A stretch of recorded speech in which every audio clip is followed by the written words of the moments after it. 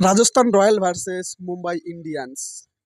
বৃষ্টির কারণে ম্যাচটি ১১ ওভারে খেলা হয়েছে এবং যখন রাজস্থান রয়্যাল ব্যাটিং করতে আসলো, ও কি কোটায় না করলো ভাই! ওপেনিং ওপেনিং জুড়ি এসএসসি জয়সওয়াল এবং বৈভব Suryavanshi, wow!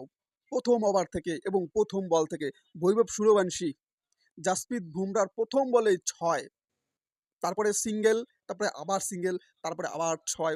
What a match! এবং বৈভব সূর্যবংশী ১৪ বলে ৩৯ রান, আর এসএসসি জয়সওয়াল ৭২ রানের ইনিংস খেলেছে। What a innings! মোটামুটি গতকাল মুম্বাই ইন্ডিয়ান্সের বলের ধাগা খুলে দিয়েছে। যতগুলো বলার এসছে, ভারতের সবথেকে প্রিমিয়াম বলার এবং বিশ্বাসযোগ্য বলার হচ্ছেন জাসপ্রীত বুমরা। আমরা সবাই জানি যে কোনো বলারকে মারতে পারো, কিন্তু জাসপ্রীত বুমরার বলে এতটাও সহজ নয় মারা। সেই জাসপ্রীত বুমরাকে প্যাকেট বানিয়ে দিয়েছে ভাই।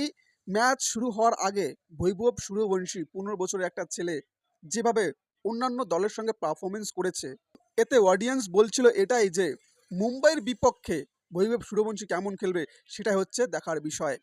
কারণ মুম্বাই ইন্ডিয়ান্সে ভালো ভালো বলার রয়েছে, এদের মধ্যে থেকে সবথেকে যে বড় বিষয়টা হচ্ছে জাসপ্রীত বুমরা। বৈভব সূর্যবংশী জাসপ্রীত বুমরাকে কিভাবে ফেস করবে, এটাই হচ্ছে দেখার বিষয় ছিল। কিন্তু গতকাল যেভাবে বৈভব সূর্যবংশী জাসপ্রীত বুমরাকে বেধড়ক পিটন পিটলো, তাতে এটা স্পষ্ট ক্লিয়ার হয়ে গেল যে বৈভব সূর্যবংশীর সামনে যে কোনো বলার আসুক নাই কেন, কোনো পাত্তা নাই। যে কোনো বলারকে সে পিটিয়ে লাল করে দিতে পারে। এবং রাজস্থান রয়্যাল অবশেষে ১১ ওভারে ১৫০ রান করেন। আর এইদিকে যখন মুম্বাই ইন্ডিয়ান্স ব্যাটিং করতে আসে, শুরু থেকেই একটার পর একটা আউট, একটার পর একটা আউট।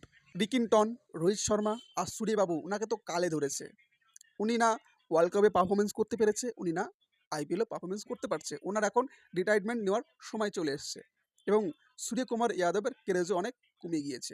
আগের মতো আর সূর্যকুমারের ক্রেজ নেই। এবার কথা হচ্ছে কত রানে হেরেছে মুম্বাই ইন্ডিয়ান্স।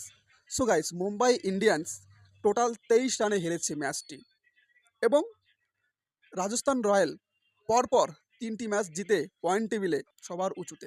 যে বৈভব সূর্যবংশীর পারফরমেন্স নিয়ে আপনারা কি বলতে চান, এবং ছেলেটা যেভাবে খেলছে কতটা দ্রুত ইন্ডিয়ান টিমে চান্স পেতে পারে? আর একটা বিষয় না বললে নয়, এসএসসি জয়সওয়ালের সম্পর্কে। ভাই এসএসসি জয়সওয়াল, তুমি এবার ২০২৬ আইপিএল যেভাবে খেলছো, খুব ভালো খেলছো, খুব ভালো পারফরমেন্সও করছো, কিন্তু ভাই তোমার পারফরমেন্সের যে ভ্যালু, যে সম্মান, সেই সম্মানটা ইন্ডিয়ান কোচ গৌতম গম্ভীর হয়তো দিতে পারবে না। কারণ তুমি যতই ভালো খেলো, তুমি ইন্ডিয়ায় তুমি চান্স পাচ্ছ না, মানে ইন্ডিয়ান টিমে তুমি চান্স পাচ্ছ না। কারণ সেখানে গৌতম গম্ভীরের মতো একজন হেড কোচ বসে আছে। বুঝতে পেরেছো? তোমার জায়গায় কাকে নেবে? সঞ্জু স্যামসন, তোমার জায়গায় প্রিন্স শুভমন গিলকে নেবে, কিন্তু তোমার জায়গা হবে না। এবার আপনারাই বলুন যে এসএসসি জয়সওয়াল যেভাবে পারফরমেন্স করছে, এসএসসি জয়সওয়ালের কি টি-20তে জায়গা হওয়ার কথা না? আপনারা বলুন। যদি টি-20তে জায়গা এসএসসি জয়সওয়ালকে দিতে হয়, তাহলে অবশ্যই আপনারা কমেন্ট করে জানাবেন।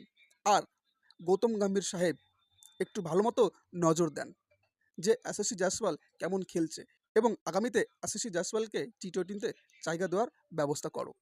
তাহলে আমাদের টি-20 টিমটা আরও শক্তিশালী হয়ে যাবে। দরকার পড়লে সূর্যকুমার যাদবকে বাদ দিন, ঠিক আছে? আর নিউজ পেয়েছি যে সূর্যকুমার যাদব নাকি ক্যাপ্টেন্সি ছেড়ে দিচ্ছেন, সেখানে নাকি শ্রেয়স আয়ার ক্যাপ্টেন হবে।